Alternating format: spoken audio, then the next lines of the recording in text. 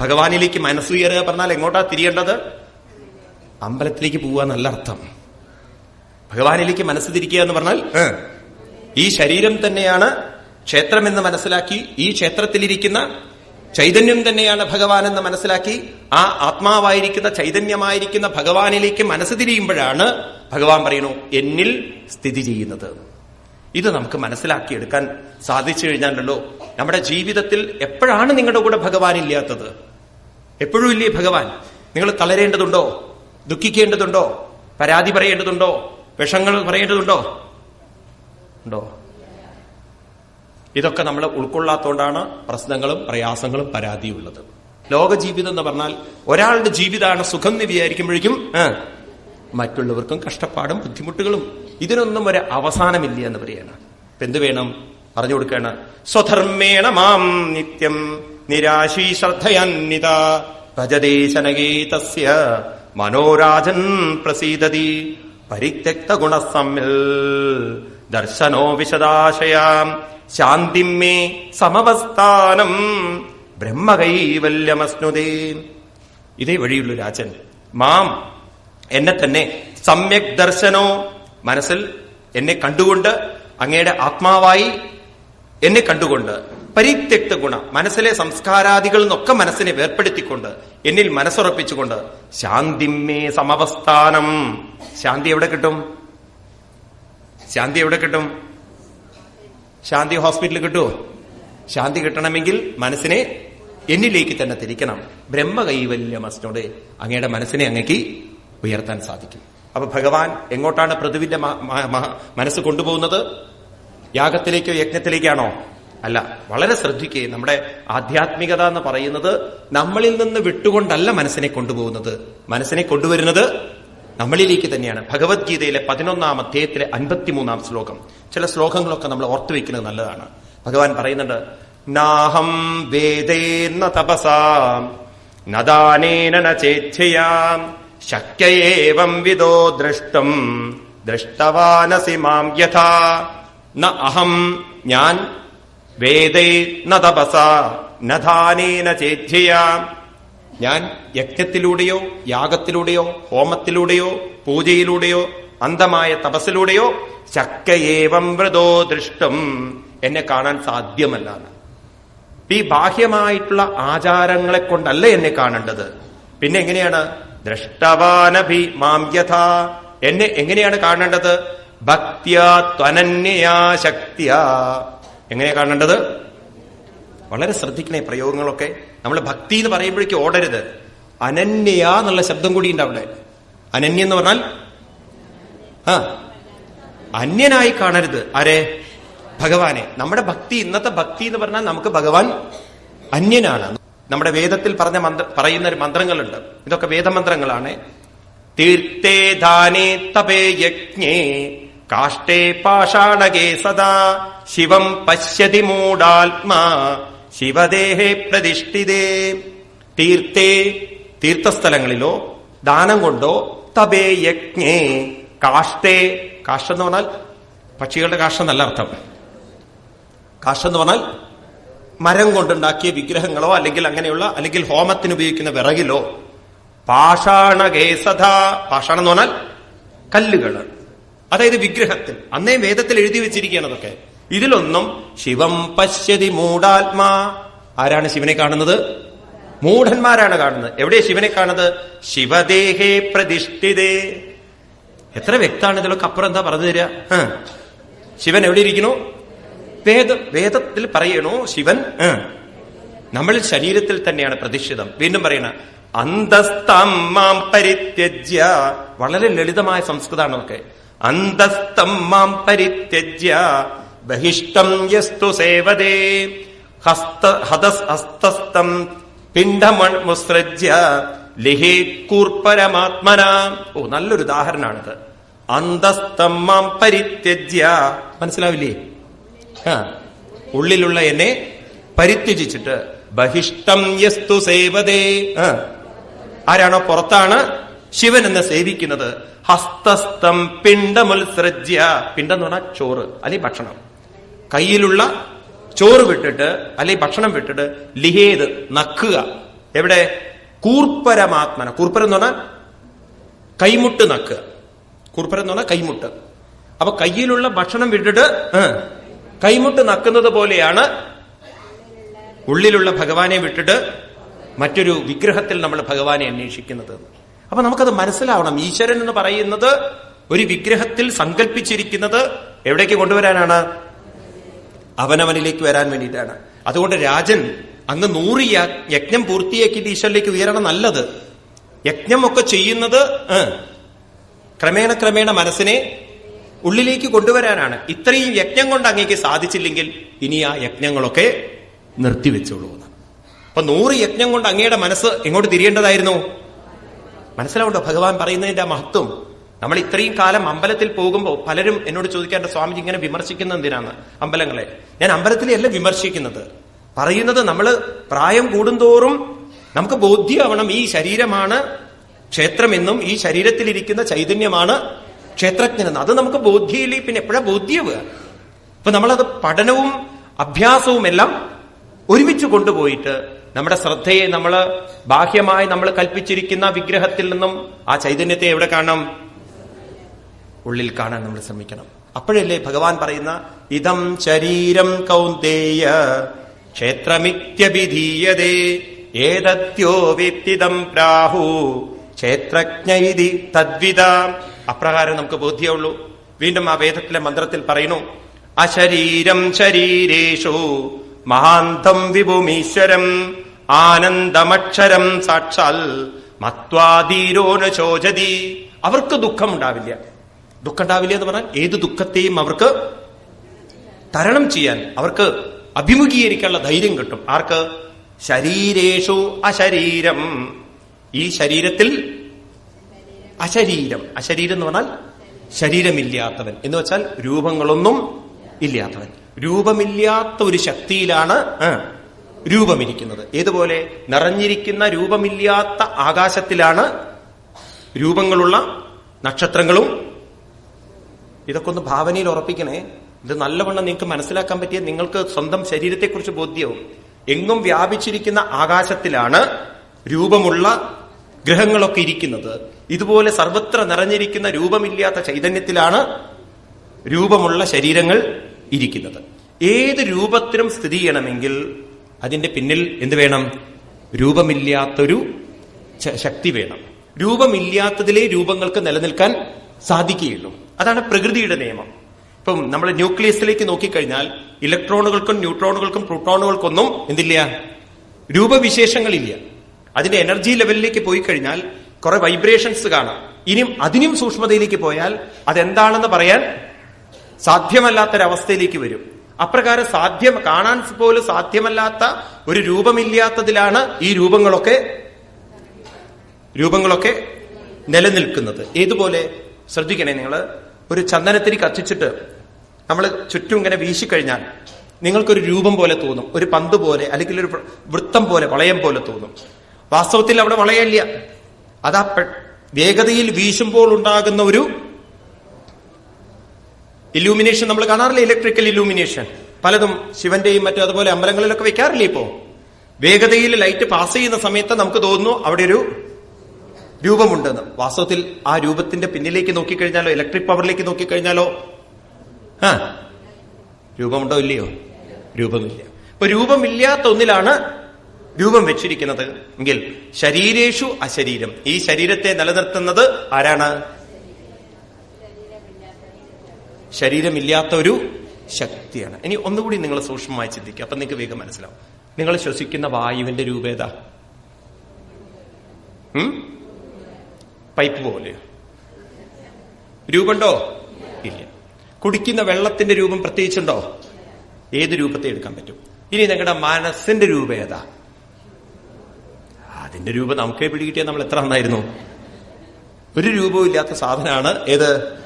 മനസ്സെന്ന് പറയുന്നത്. അപ്പം ഏറെക്കുറെ നമുക്ക് രൂപമുള്ളത് ശരീരത്തിന്. അതും ഇന്ന് ഏത് രൂപത്തിലാണോ നാളെ ആ രൂപത്തിലാണോ നമുക്ക് പറയാൻ പറ്റില്ല. പറ്റുമോ? നിങ്ങൾക്ക് വേണമെങ്കിൽ ഡയറ്റ് ചെയ്തിട്ട് അതിന്റെ രൂപത്തിലാക്കാം. ഇനി നിങ്ങൾക്ക് വേണമെങ്കിൽ നല്ലോണം അടിച്ചു വിട്ടിട്ട് വേറെ രൂപത്തിലാക്കാം.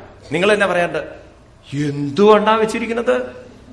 അതേപോലെ നിങ്ങൾ തന്നെ പറയും കഷ്ടോട്ടോ, എന്ത് പറ്റി നിനക്ക് എന്ന്. അപ്പൊ വണ്ണം കുറയുന്നത് വണ്ണം കൂടുമ്പോൾ നമുക്ക് രൂപം മാറ്റാൻ പറ്റും അതിന്റെയൊക്കെ. പക്ഷെ ശ്വസിക്കുന്ന വായുവിനില്ല, കുടിക്കുന്ന വെള്ളത്തിനില്ല, ഉള്ളിലിരിക്കുന്ന മനസ്സിനില്ല. ഇതിനെന്നെ രൂപമില്ലെങ്കിൽ പിന്നെ ചൈതന്യത്തിന്റെ കാര്യം പറയാനുണ്ടോ? അപ്പൊ അതിനും എന്തില്ല? രൂപമില്ല. അതുകൊണ്ട് അതിനെ അശരീരം, അശരീരം ശരീരേഷു മഹാന്തം, എങ്ങും വ്യാപിച്ചിരിക്കുന്ന വിഭും ഈശ്വരം, ഇതിനെ നിലനിർത്തുന്ന ആനന്ദം അക്ഷരം, ക്ഷരമില്ലാത്തതാണ്. അതിനെ മനസ്സിലാക്കിയാൽ ധീരോ അനുശോചിതി, അവനൊരിക്കലും ശോചിക്കുകയില്ല. ഈ പറയുന്ന ഉപനിഷത്ത് തത്വങ്ങളെയാണ് ഇവിടെ പറഞ്ഞ് മനസ്സിലാക്കി കൊടുക്കുന്നത്. അതുകൊണ്ട് രാജൻ അങ്ങ് എന്ത് വേണം? പരിത്യക്ത ഗുണസമ്മിൽ ദർശനം വിശദാ, ദർശനോ വിശദാശയാം ശാന്തിമേ സമവസ്ഥാനം കൈവല്യം ബ്രഹ്മകൈവല്യമസ്നുതേ ഉദാസീനമിവാദ്യക്ഷം ദ്രവ്യജ്ഞാനക്രിയാത്മനാം കൂടസ്ഥമിവമാത്മാനം യോ വേദാപ്നോതി ശോഭനം. അതുകൊണ്ട് രാജൻ ഉദാസീനം, അധ്യക്ഷം, ദ്രവ്യജ്ഞാനക്രിയാത്മനം, ഈ ശരീരത്തിനും മനസ്സിനും അതീതമായിരിക്കുന്ന കൂടസ്ഥം ആത്മാനം യോ വേദ, ആര് അനുഭവിക്കുന്നോ അറിയുന്നതോ ശോഭനം, അവന്റെ ജീവിതം ശോഭനമാണ്. അപ്പൊ നമ്മുടെ ശ്രദ്ധ ശരീരത്തിൽ നിന്നും മനസ്സിൽ നിന്നും ആരിലേക്ക് കൊണ്ടുവരണം? അപ്പൊ രാജാവിനോട് രണ്ട് കാര്യം പറയാണ്.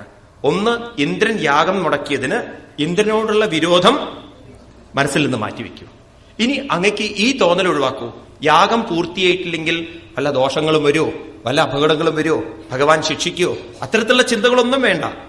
യാഗത്തിലൂടെ ഒന്നും നമ്മുടെ മനസ്സിനെ ഉയർത്താൻ സാധ്യല്ല.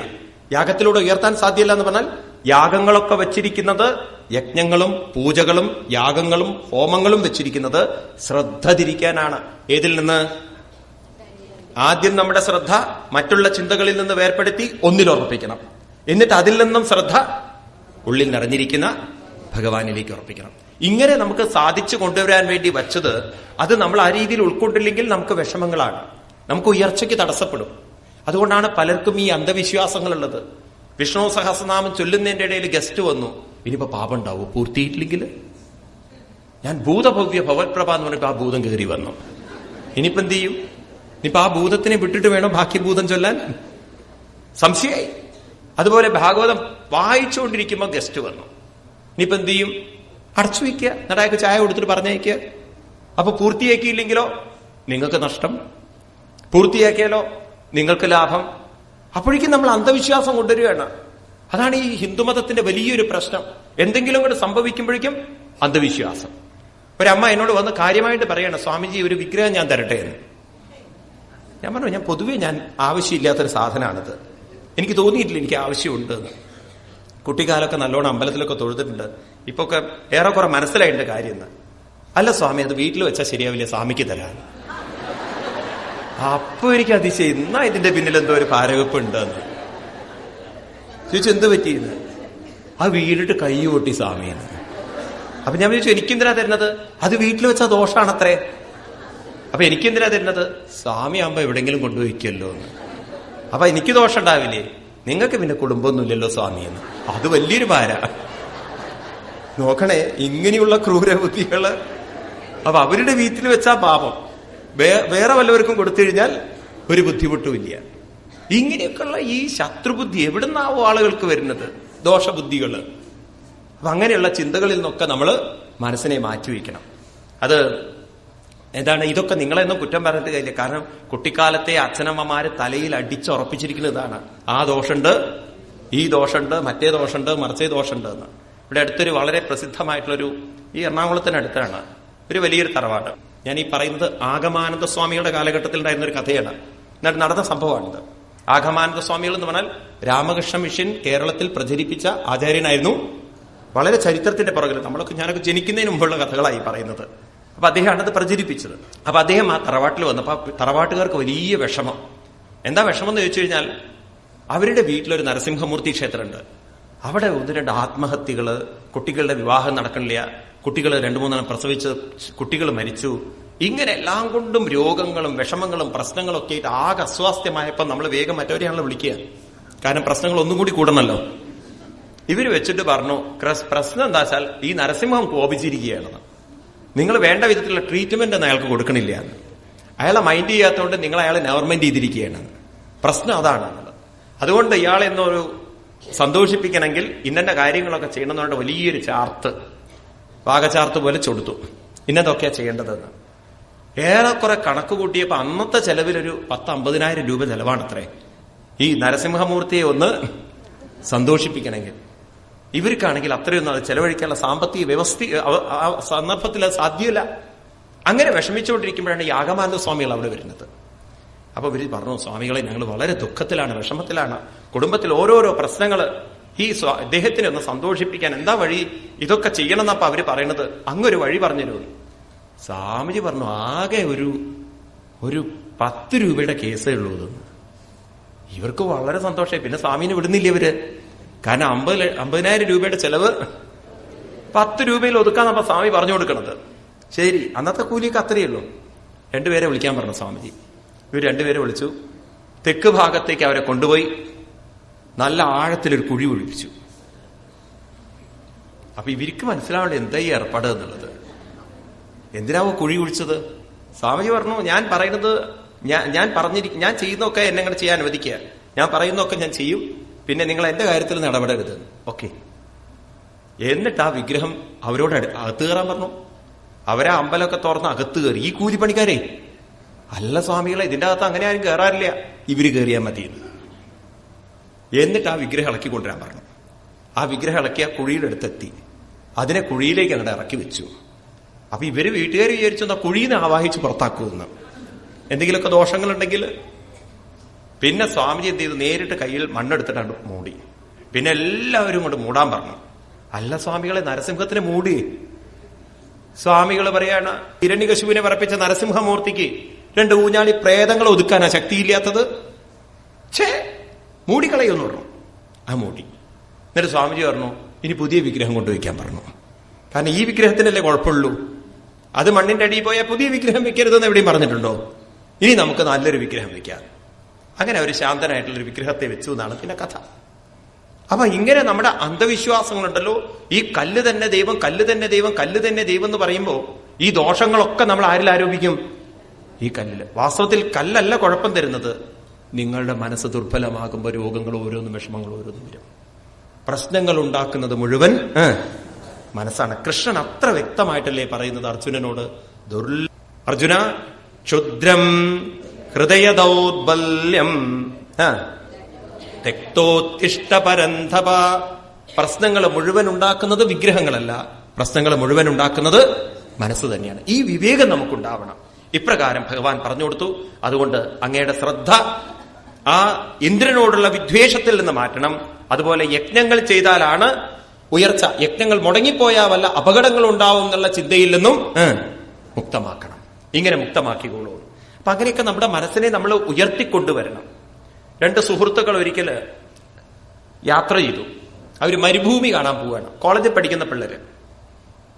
അങ്ങനെ ഒരു മരുഭൂമി കാണാൻ പോകുന്നതിന്റെ ഇടയ്ക്ക് മരുഭൂമിയിലെത്തി നടന്നുകൊണ്ടിരിക്കുമ്പോൾ എന്തോ ചില കാര്യങ്ങളെക്കുറിച്ച് അങ്ങോട്ടും ഇങ്ങോട്ടും തർക്കം വന്നു, പ്രശ്നങ്ങൾ വന്നു.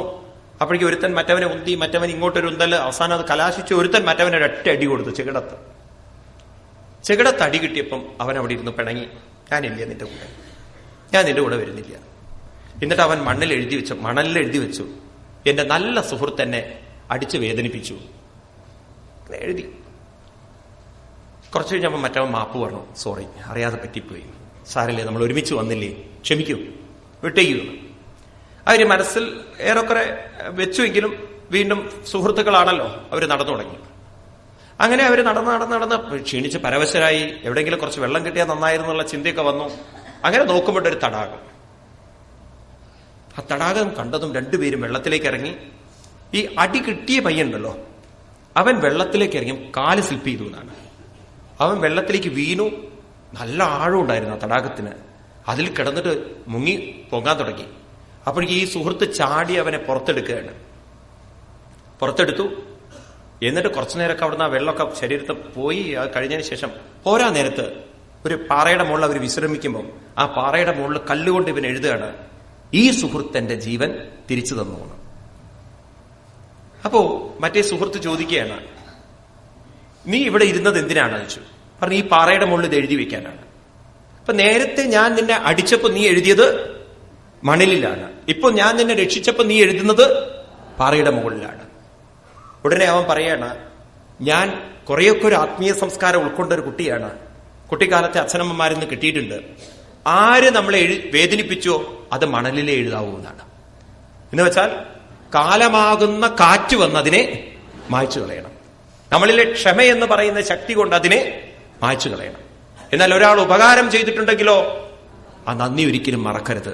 അപ്പൊ വീണ്ടും വീണ്ടും അത് ഓർക്കാൻ നമ്മൾ അതിനെ ഒരിക്കലും മാഞ്ഞു പോവാത്ത വിധത്തിൽ എഴുതി വെക്കണം. ഭഗവാൻ ഇത് ഓർമ്മിപ്പിക്കുകയാണ്, ഇന്ദ്രനോടുള്ള പ്രതിഷേധം നീ മനസ്സിൽ നിന്നും മാറ്റിവെക്കൂ. അതുപോലെ നിനക്കെന്തെങ്കിലും ദോഷചിന്ത വരികയാണെങ്കിൽ അതും മാറ്റിവെക്കൂ. ഒരു ദോഷവും ഇതിൽ നിന്നുണ്ടാവില്ല. അതുകൊണ്ട് മനസ്സിനെ ഉയർത്തൂ.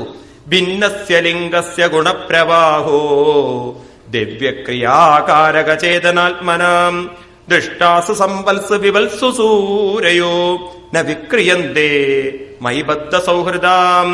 എന്നിൽ ബദ്ധ സൗഹൃദന്മാരായിട്ടുള്ള ആളുകൾ അവർക്കൊരിക്കലും ഇങ്ങനെയുള്ള തെറ്റിദ്ധാരണകളും വിഷമങ്ങളൊന്നും തോന്നില്ല.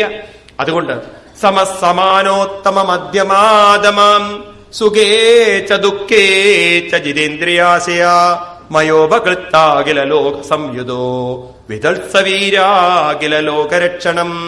അങ്ങയുടെ മനസ്സിനെ സമമാക്കി വെച്ച്, എല്ലാ സുഖത്തെയും ദുഃഖത്തെയും സമമാക്കി വെച്ച്, മയാപകൃത്താകില ലോക സംയുധ, എന്നാൽ നൽകിയിട്ടുള്ള ഈ അങ്ങയ്ക്ക് തന്നിട്ടുള്ള ജീവിതം അങ്ങ് കൊണ്ടു നടക്കൂ രാജൻ, ഈ യാഗങ്ങളൊക്കെ ഉപേക്ഷിക്കൂ എന്ന് പറഞ്ഞിട്ട് ഭഗവാൻ, കരുണാമയനായിരിക്കുന്ന ഭഗവാൻ ആ രാജാവിനോട് ചോദിക്കുകയാണ്, വരം ചമൽ കഞ്ചനമാനവേന്ദ്ര വിനീഷദേഹം ഗുണശീലയന്ത്രിതാം നാഹം മഖൈർവൈ സുലഭത്തപോഭി യോഗേനവാ യൽ സമചിത്തവർത്തി. വരം, എന്നിൽ നിന്ന് അങ്ങയ്ക്ക് എന്തെങ്കിലും ഒരു വരം ചോദിക്കൂ രാജൻ. ഞാനാണെങ്കിലോ യാഗം കൊണ്ടോ ഹോമം കൊണ്ടോ മറ്റുള്ള കാര്യങ്ങളെ കൊണ്ടോ എന്നെ സന്തോഷിപ്പിക്കാൻ ഒരാൾക്ക് സാധ്യമല്ല. ഞാൻ ആരുടെ സമചിത്തവർത്തി, ആരുടെ മനസ്സാണോ സമചിത്തതയിൽ നിൽക്കുന്നത് അവരുടെ കൂടെ വർത്തിക്കുന്നവനാണ്. ചോദിക്കൂ രാജൻ വരം. രാജാവ് ഒരു നിമിഷം നോക്കി. ഭഗവാൻ വരം ചോദിക്കാൻ പറഞ്ഞിരിക്കുകയാണ്. എന്ത് വരമാണ് ഭഗവാനിൽ നിന്ന് ചോദിക്കേണ്ടത്? ഭഗവാനെ ശിരസ നമസ്കരിച്ചുകൊണ്ട് പൃഥു ചോദിക്കുന്ന ഒരു വരമുണ്ട്. ഭാഗവതത്തിലെ 20-ാം അധ്യായത്തിലെ 24-ാമത്തെ ശ്ലോകം, അത് പൃഥുവിന്റെ ഒരു വരമാണ്. ആദ്യം തന്നെ പറയുന്നു ഭഗവാനോട്, വരാൻ വിഭോ തൽവരദേശരാത്ഭുത കഥം വൃണീതേ ഗുണവിക്രിയാത്മനം യേനാരകാണാമപി സന്ധിദേഹിനാം താനീശ കൈവല്യപദേ വൃണേന ചാം. വരാൻ വിഭോ, അങ്ങ് വരദേശരാൽ അങ്ങ് എന്നോട് വരം ചോദിക്കൂ എന്ന് പറയുമ്പോ ദേവന്മാര് പോലും, വരം കൊടുക്കുന്ന ദേവന്മാര് പോലും അങ്ങയെ ആശ്രയിച്ചിട്ടല്ലേ ഭഗവാനെ നിൽക്കുന്നത്. അങ്ങയിൽ നിന്ന് ഏത് വരമാണ് ഞാൻ ചോദിക്കേണ്ടത്? വിവേകികളായിട്ടുള്ള ആളുകൾ നാരകാണാമപി, നരകത്തിലേക്ക് നയിക്കുന്ന വരങ്ങളൊന്നും ചോദിക്കില്ല എന്നാണ്. എന്ന് വെച്ചാൽ എന്താണ്? ലൗകിക സുഖങ്ങളല്ല ആരോട് ചോദിക്കേണ്ടത്? നാളെ ദുഃഖം തരുന്ന കാര്യങ്ങൾ ഭഗവാനോട് ഒരിക്കലും ചോദിക്കരുതെന്നാണ് പൃഥു നമ്മളെ പഠിപ്പിക്കുന്നത്. അതൊക്കെ നമ്മളെ നാളെ ദുഃഖം, നരകം എന്ന് പറഞ്ഞാൽ ദുഃഖം, ദുഃഖത്തിലേക്ക് നയിക്കുന്ന വരങ്ങളൊന്നും കാര്യങ്ങളൊന്നും ചോദിക്കരുത്. ഇതൊക്കെ നമ്മൾ മനസ്സിലാക്കിയിട്ട് കൊള്ളണം അമ്പലങ്ങളിലേക്കൊക്കെ പോവാൻ. നമ്മളൊന്നും അമ്പലത്തിൽ ചെന്നിട്ട് എന്താണ് വേണ്ടാത്തതൊന്നും ഭഗവാനോട് ചോദിക്കുകയും ചെയ്യരുത്. നമ്മുടെ മനസ്സിനെ നമ്മൾ അത്രയും നിയന്ത്രിക്കണം. ഇതൊന്നും എളുപ്പമല്ലേ എല്ലാവർക്കും ഒന്നും. നല്ലവണ്ണം നമ്മൾ പഠിച്ച് മുന്നോട്ട് വരുമ്പോഴേ നമ്മുടെ മനസ്സ് വേണ്ടാത്ത ആഗ്രഹത്തിൽ നിന്നൊക്കെ ഉയരുള്ളൂ. നമുക്ക് മനസ്സിലാവും, കുറെ കഴിഞ്ഞാൽ മനസ്സിലാവും, ചോദിച്ചതല്ല കിട്ടുന്നത്, അർഹിക്കുന്നതാണ് കിട്ടുന്നത്. അപ്പോ എന്ത് നമുക്ക് കിട്ടണം, അതിന് നമ്മൾ എന്ത് വേണം? അതിന് നമ്മൾ അർഹത നേടണം. ആ അർഹത നേടണമെങ്കിൽ എന്ത് വേണം? ഒരു വശത്ത് നമ്മൾ നമ്മുടെ കർമ്മങ്ങൾ ചെയ്യുകയും വേണം, മറുവശത്ത് നമ്മൾ നമ്മുടെ മനസ്സിനെ ഭഗവാനിലേക്ക് അടുപ്പിക്കുകയും വേണം. നമ്രാണാം സന്നിധത്തെ സതതമപി പുരസ്തൈ അനഭ്യർത്ഥിതാനപി. ഭട്ടതിരിപ്പാട് പറയുന്നില്ലേ, അനഭ്യർത്ഥിതാനപി, ഒന്നും ചോദിക്കേണ്ട ആവശ്യമില്ല എന്നാണ്. അങ്ങനെ പരിശീലിച്ചെടുക്കണം നമ്മുടെ മനസ്സിനെ. ഏനാരകാണാമപി സന്ധിദേഹിനാം താനീശ കൈവല്യ വൃണേന്ന. ഞാൻ അത് ചോദിക്കുകയില്ലേ ഭഗവാനെ, അങ്ങയിൽ നിന്ന് നാളെ ദുഃഖത്തിലേക്ക് നയിക്കുന്നതൊന്നും എനിക്ക് വേണ്ട. പിന്നെന്താ വേണ്ടത്? നക്കാമയേനാദ തദപ്യഹം കൊജിൽ നയത്ര യുഷ്മൽ ചരണാംബുജാസവ മഹത്വമന്തർ ഹൃദയാൻമുഖച്യുതോ വിദൽ സകർണായുധം യേഷമേ വരാം. എനിക്കൊരു വരം തന്ന് അനുഗ്രഹിക്കൂ ഭഗവാനെ. കർണായുധം. കർണായുധം എന്ന് പറഞ്ഞാൽ 10,000 ചെവിയുടെ ശക്തി. എനിക്ക് എത്ര വേണം? എന്റെ ചെവിക്ക് അത്രയും ശക്തി വേണം. 1000കണക്കിന് ചെവികളുടെ ശക്തി തന്നെ അനുഗ്രഹിക്കൂ ഭഗവാനെ. കർണായുധം. എന്തിനാണ് ചെവിക്ക് ശക്തി വരേണ്ടത്? മഹത്വമന്തർ ഹൃദയാൻ മുഖച്യുതോ. മഹാത്മാക്കളുടെ ഉള്ളിൽ നിന്നും അങ്ങയുടെ മഹിമകൾ കേൾക്കാൻ, അത് കേൾക്കാനുള്ള ശക്തി ആർക്ക് വേണം? എന്റെ ചെവിക്ക് വേണമെന്നാണ്. അല്ലാത്തതൊന്നും നക്കാമയേ എനിക്ക് വേണ്ട ഭഗവാനെ. എന്തുകൂടി വേണ്ട? എനിക്ക് കൈവല്യം പോലും മോക്ഷം പോലും വേണ്ട. എനിക്ക് അങ്ങയെക്കുറിച്ച് സജ്ജനങ്ങളിൽ നിന്നും കേട്ട് കേട്ട് കേട്ട് എന്റെ മനസ്സിനെ അങ്ങയിലേക്ക് ഉറപ്പിക്കണം എന്നാണ്. അപ്പൊ നോക്കൂ, യാഗം പൂർത്തിയാവണം എന്നല്ല ചോദിച്ചത്, ആണോ? തന്റെ യജ്ഞം പൂർത്തിയാവാൻ അനുഗ്രഹിക്കണം എന്നല്ല പറഞ്ഞത്. ഭഗവാനെ കുറിച്ച് കൂടുതൽ കൂടുതൽ കേട്ട് തന്റെ മനസ്സിനെ ഭഗവാനിലേക്ക് ഉയർത്തണം. നോക്കൂ, നമ്മുടെ ജീവിതത്തിലുണ്ടല്ലോ സുഹൃതം വരുന്നത് എപ്പോഴാന്ന് ചോദിച്ചു കഴിഞ്ഞാൽ, ഭാഗവതത്തിന്റെ മാഹാത്മ്യത്തിൽ പറയും, എന്നാണ് നമ്മൾ സുഹൃതികളാവുന്നത്, എന്നാണ് നമ്മൾ ഭാഗ്യം ചെയ്തവരാവുന്നത്. എത്രയോ ജന്മങ്ങളിൽ നമ്മൾ നേടിയിരിക്കുന്ന പുണ്യം കൊണ്ട് നമ്മൾ എവിടെയാണ് എത്തുന്നത്? പറയാണ്, ഭാഗ്യോദയേന ബഹുജന്മ സമാർജിതേന സത്സംഗമേവ ലഭതേ പുരുഷോ യഥാ വൈ അജ്ഞാനഹേതുകൃത മോഹമദന്ധകാര നാശം വിദായ തഥാ ഉദയതേ വിവേക. എന്നാ നമ്മള് ജന്മം സഫലമാകുന്നത്? ഭാഗ്യ ഉദയേന. എന്നാ നിങ്ങളുടെ ജീവിതത്തിൽ ഭാഗ്യമുദിക്കുന്നത്? ലോട്ടറി അടിക്കുമ്പോഴല്ല. അതാണല്ലോ ഭാഗ്യക്കുറി എന്ന് പറയുന്നത്. ഭാഗ്യം ലോട്ടറി അടിക്കുമ്പോഴല്ല വരുന്നത്. ഭാഗ്യമുദയം എന്നാ ഉദയിക്കുന്നത് സത്സംഗമേ വലപതേ എന്നാണത്. സത്സംഗത്തിലാണ്. അതാണ് ഹിന്ദു സംസ്കാരം എന്ന് പറയുന്നത്. സത്സംഗത്തിലൂടെ വേണം നമ്മൾ ഈ കാര്യങ്ങളൊക്കെ വേണ്ട വിധത്തിൽ മനസ്സിലാക്കിയെടുക്കാൻ. നാം എവിടെ നിന്ന് വന്നു, നമ്മളെ ആരാണ് നിലനിർത്തുന്നത്, നമ്മൾ തിരിച്ച് ആരിലേക്കാണ് പോവേണ്ടത്, ഇതൊക്കെ നമ്മൾ മനസ്സിലാക്കിയിട്ടില്ലെങ്കിൽ പിന്നെ ഈ ജീവിതത്തിന് എന്താ ഒരു അർത്ഥമുള്ളത് എന്നാ ചോദിക്കുന്നത്. അപ്രകാരം നമ്മുടെ മനസ്സിനെ ഭഗവാനിലേക്ക് നയിക്കണം എന്നത് മഹാത്മാക്കളിൽ നിന്നും മനസ്സിലാക്കാൻ സാധിക്കണം. ഭഗവാനെ അത്രയും സാക്ഷാത്കരിച്ച മഹാത്മാവായ കുചേല ബ്രാഹ്മണൻ ഭഗവാനോട് പറയുന്നത്, തസ്സൈവമേ സൗഹൃദ സഖ്യമൈത്രീ ദാസ്യം പുനർജന്മനി ജന്മനി സ്യൽ മഹാനുഭാവേന ഗുണോധേന മഹാനുഭാവേന ഗുണാലയേന പുരുഷപ്രസംഗ. ഭഗവാനെ, എനിക്ക് വേണ്ടുന്ന ഒരു വരം മഹാനുഭാവേന ഗുണാലയേന, മഹാത്മാക്കളായിട്ടുള്ള ആളുകളോട് ചേർന്നിട്ട് എന്റെ മനസ്സിനെ ക്രമേണ ക്രമേണ പുരുഷസ്വരൂപനായിരിക്കുന്ന, എന്നിൽ നിറഞ്ഞിരിക്കുന്ന ചൈതന്യ സ്വരൂപനായിരിക്കുന്ന തൽപ്രസംഗ അങ്ങയോട് ചേർക്കാൻ എനിക്ക് സാധിക്കണം. അപ്പോ എല്ലാവരും ആവശ്യപ്പെടുന്ന ഒരു വരം, സജ്ജനങ്ങൾ ആവശ്യപ്പെടുന്ന വരം കൂടുതൽ കൂടുതൽ എന്ത് കിട്ടട്ടെ എന്നാണ്? സത്സംഗം കിട്ടട്ടെ, സത്സംഗം കിട്ടട്ടെ എന്നാണ്. അപ്പൊ അങ്ങനെയുള്ളൊരു മനസ്സ് നമുക്ക്, നിങ്ങളൊക്കെ ഭാഗ്യം ചെയ്തവരാണ്, അല്ലെങ്കിൽ നിങ്ങൾ ഇവിടെ വന്നിരിക്കില്ലല്ലോ. ഇത് നമ്മൾ നിലനിർത്തി കൊണ്ടുപോകണം. നമ്മുടെ വീടുകളും അങ്ങനെ ഇരിക്കണം, സത്സംഗത്തിന്റെ ഒരു വീടായിരിക്കണം.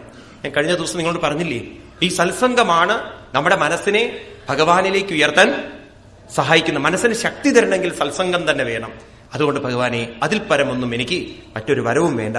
കാരണം ഈ വരത്തിലൂടെ ഉത്തമ ശ്ലോക മഹൻ മുഖച്യുതോ ഭവൽപദാംബോജസുധാകണാനിലാം സ്മൃതിം പുനർവിസ്മൃത തത്വന്മനം കുയോഗിനം നോ പിതരതി അലം വരൈ. അപ്രകാരം അങ്ങയെക്കുറിച്ച് കേട്ട് കേട്ട് കേട്ട് ഭവൽപദാംബോജസുധാകണാനിലാം, അവിടുത്തെ പാദാംബുജത്തിന്റെ മഹിമ മനസ്സിലാക്കിയിട്ട്, എന്റെ ആത്മാവായിരിക്കുന്ന അങ്ങയുടെ മഹിമ മനസ്സിലാക്കിയിട്ട് ആ തത്വത്തെ ഉൾക്കൊള്ളാൻ എനിക്ക് സാധിച്ചാൽ സ്മൃതിം പുനർവിസ്മൃത, വീണ്ടും എനിക്ക് വിസ്മരണം വരില്ല. വീണ്ടും എന്റെ മനസ്സ് പറയില്ല ഭഗവാൻ എന്നിൽ നിന്നും വേറെയാണെന്ന്. എന്റെ മനസ്സ് അത്രയും ദൃഢമായി പറയും. എന്റെ ചിത്തത്തിൽ ഉറപ്പുവരും, കൂടെ എപ്പോഴും ഭഗവാനുണ്ട്. എന്ത് തരുന്നതും ഭഗവാനാണ്. എന്ത് തരുമ്പോഴും അത് സന്തോഷത്തോടെ പ്രസാദബുദ്ധിയോടെ ഭഗവാനിൽ നിന്നും സ്വീകരിക്കണം. ഈ ബുദ്ധിയൊക്കെ എനിക്ക് ഉറച്ചു കിട്ടും. ഇതിൽ പരമൊന്നും എനിക്ക് വരം വേണ്ട എന്ന് പറഞ്ഞപ്പോ ഭഗവാന് വളരെ സന്തോഷമായി. ഭഗവാനോട് പറയേന്, ത്വന്മായേയാജന ഈശഖണ്ഡിതോ യദന്യദാ ശാസ്ത്രധാത്മനോബുധാം യഥാചരേൽ ബാലഹിതം പിതാ സ്വയം യഥാ ത്വമേവാർഹിസ്ന ന സമേഹിതം.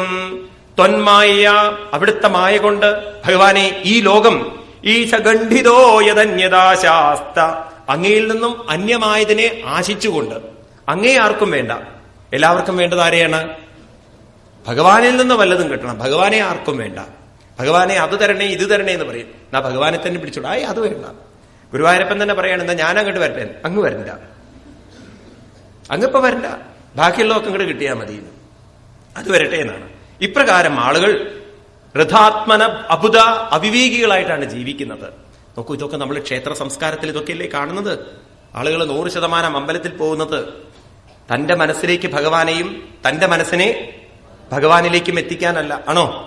ആ ഭഗവാനിൽ നിന്നും വല്ലതൊക്കെ ചോദിക്കാൻ വേണ്ടിയിട്ടാണ് പോകുന്നത്. അത് കിട്ടണേ ഇത് കിട്ടണേ എന്നുള്ള പ്രാർത്ഥനയായിട്ടാണ് പോകുന്നത്. എന്നാൽ ഭഗവാനെ അങ്ങെന്ത് വേണം? യഥാചരേൽ ബാലഹിതം പിതാസയം. അങ്ങ് ഏതുപോലെ ഇരിക്കണം? ഒരു പിതാവ് പുത്രന് കൊടുക്കുന്നത് പോലെ.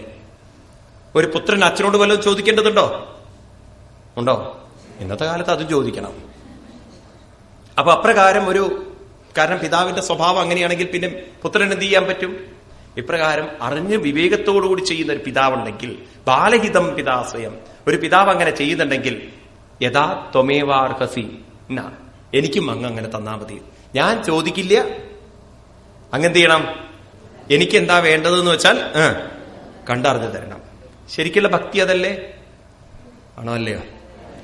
നമ്മളങ്ങനെ മാറ്റിയെടുക്കുക. ഇനി ഭഗവാനോടൊന്നും ചോദിക്കുന്ന പ്രശ്നമില്ല. എനിക്ക് എന്താ വേണ്ടതെന്നുള്ളത് ഭഗവാൻ അറിയാം, അതുകൊണ്ട് ഭഗവാൻ തരട്ടെ എന്ന്.